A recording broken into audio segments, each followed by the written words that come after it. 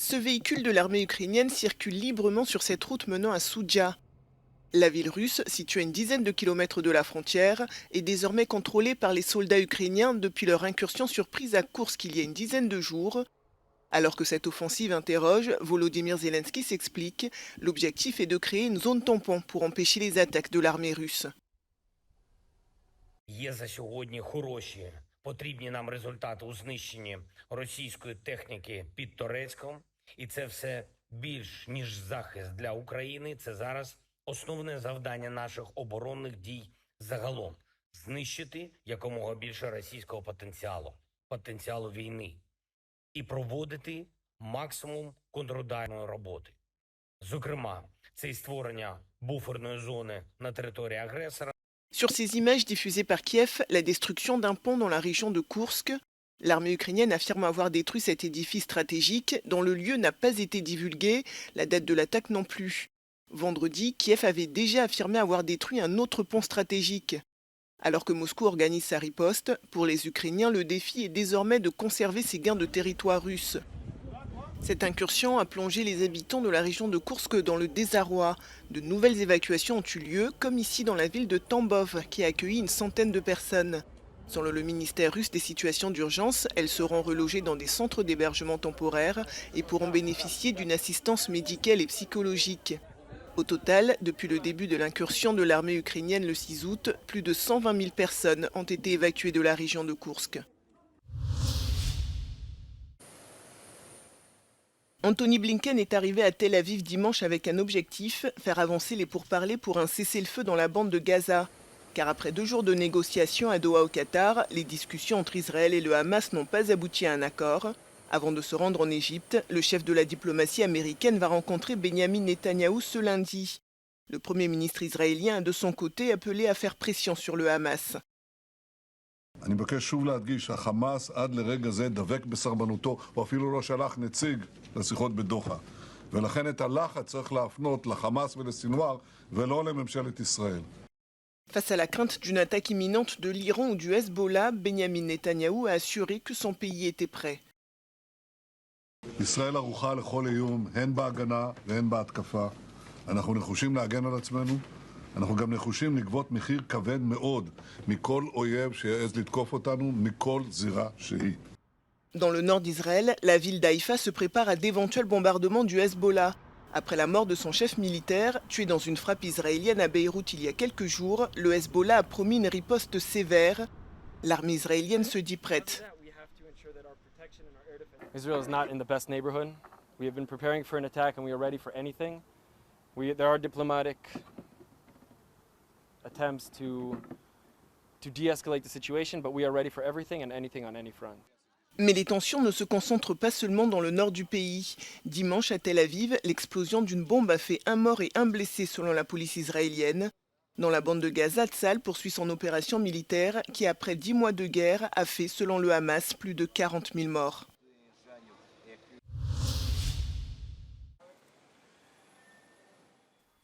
Leur rendez-vous s'est déroulé sans heurts. Des milliers de Vénézuéliens ont répondu à l'appel de la plateforme d'unité démocratique, l'opposition politique du pays, et sont descendus dans les rues de Caracas ce samedi pour contester la victoire de Nicolás Maduro à l'élection présidentielle de juillet. Ailleurs dans le monde, à Lisbonne au Portugal, les manifestants ont montré des copies des résultats électoraux présentés par l'opposition, qui donne 67% des voix à Edmundo González, soit plus de 7,3 millions des voix, et seulement 30% à Nicolás Maduro, qui a remporté 3,3 millions de voix. Ils ont également appelé les gouvernements du monde entier à exprimer leur soutien à González et aux Vénézuéliens qui ont peur de s'exprimer contre Maduro et ses alliés. Edmundo González a lui écrit sur ses réseaux sociaux « Ils ne pourront pas dissimuler la réalité du 28 juillet, nous avons gagné haut la main ».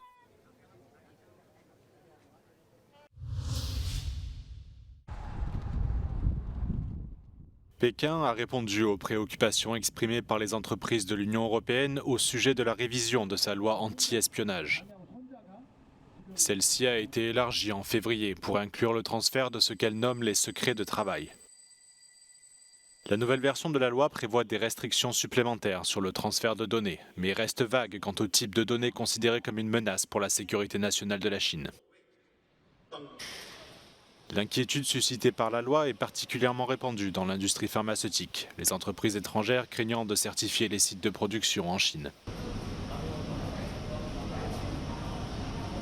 L'association allemande des fabricants de médicaments a récemment déclaré que plusieurs de ses inspecteurs refusaient de visiter et d'inspecter les sites de production en Chine, par crainte d'être arrêtés pour espionnage en vertu de la nouvelle loi. Mais la Chine affirme qu'elle s'engage à fournir aux entreprises étrangères un environnement orienté vers le marché et fondé sur la loi. 你提到中国的反间谍法，这部法律针对的是极少数危害中国国家安全的间谍行为，而不是正常的经贸投资活动。所以，相关企业只要合法经营，人员能够依法行事，就没有必要感到担心。 La Chine est l'un des principaux fournisseurs de médicaments de l'Union européenne et ces nouvelles restrictions risquent d'entraîner des perturbations des chaînes d'approvisionnement.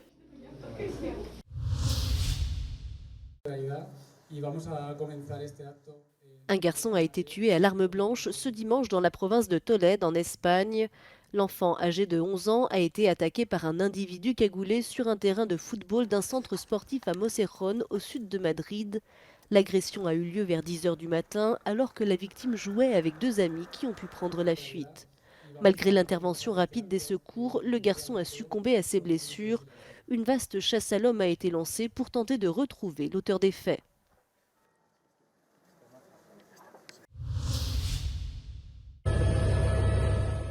Des incendies de forêt continuent de faire des ravages dans plusieurs régions d'Europe.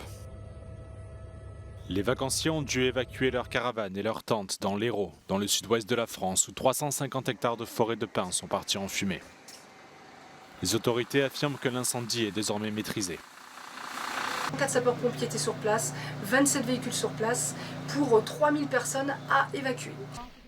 Sur l'une des îles portugaises de Madère, un incendie brûle actuellement sur 3 fronts. Les flammes ont atteint les centres de population et au moins 160 personnes ont dû être évacuées.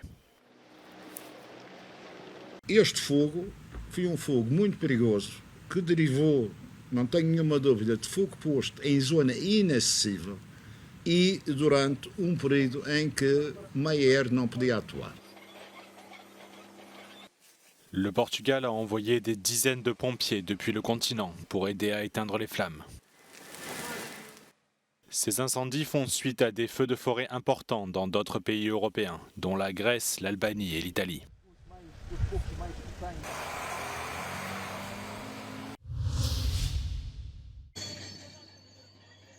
Deux feux de forêt ont encore éclaté en Turquie, au sud-ouest du pays cette fois.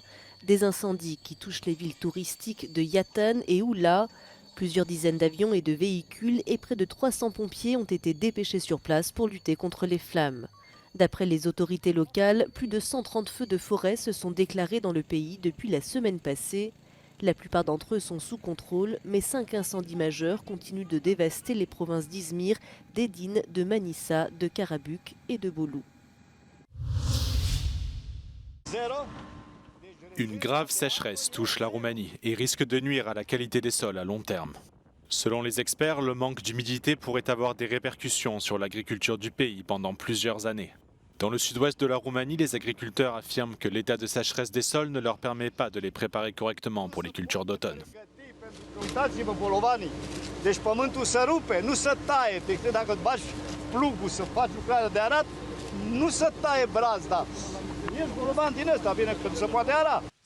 Les agriculteurs ont demandé une aide financière au ministre roumain de l'Agriculture, se disant ouverts à un soutien sous forme de prêt plutôt que de dons. Le ministre leur a promis une aide de 200 € par hectare, mais pas avant le mois d'octobre. Este un an atipic. Practic, din mai anul trecut nu am mai avut o ploaie adevărată.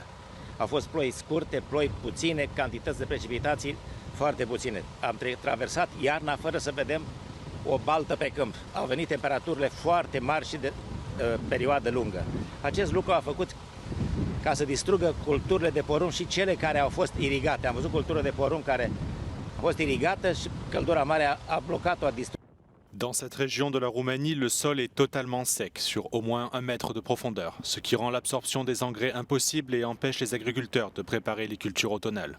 Sans revenus et avec des milliers d'hectares de plantations perdues, les agriculteurs du sud-ouest de la Roumanie espèrent recevoir l'aide de l'État avant que la sécheresse ne cause encore plus de dégâts.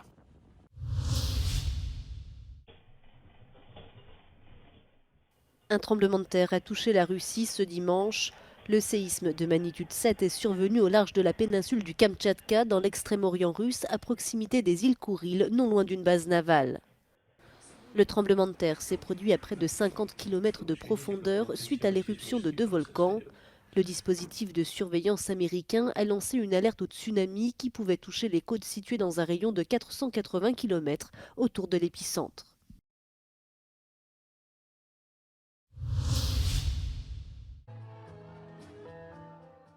Il était la dernière star du cinéma français et européen. Alain Delon est mort à l'âge de 88 ans ce dimanche. Dans un communiqué commun, ses 3 enfants ont déclaré que l'acteur s'est éteint paisiblement à son domicile, entouré de sa famille. Ses fans et ses compagnons de route lui rendent hommage. C'est complètement triste, ouais. C'est dommage. C'était une belle personne et voilà, il a eu une belle vie. Alors on est très triste parce que c'était un immense acteur. Un immense acteur voilà, qui a fait des films extraordinaires, qui repasse de temps en temps sur la RTS. Surtout les vieux films, je dois dire. J'ai eu beaucoup de plaisir à revoir. Né à Sceaux en 1935, Alain Delon est devenu célèbre dans les années 1960 avec des rôles mémorables dans les films comme Rocco et ses frères, Plein Soleil et Le Guépard. Au cours de ces dernières années, Alain Delon a dû faire face à des problèmes de santé, notamment un accident vasculaire cérébral en 2019 dont il ne s'est jamais complètement remis.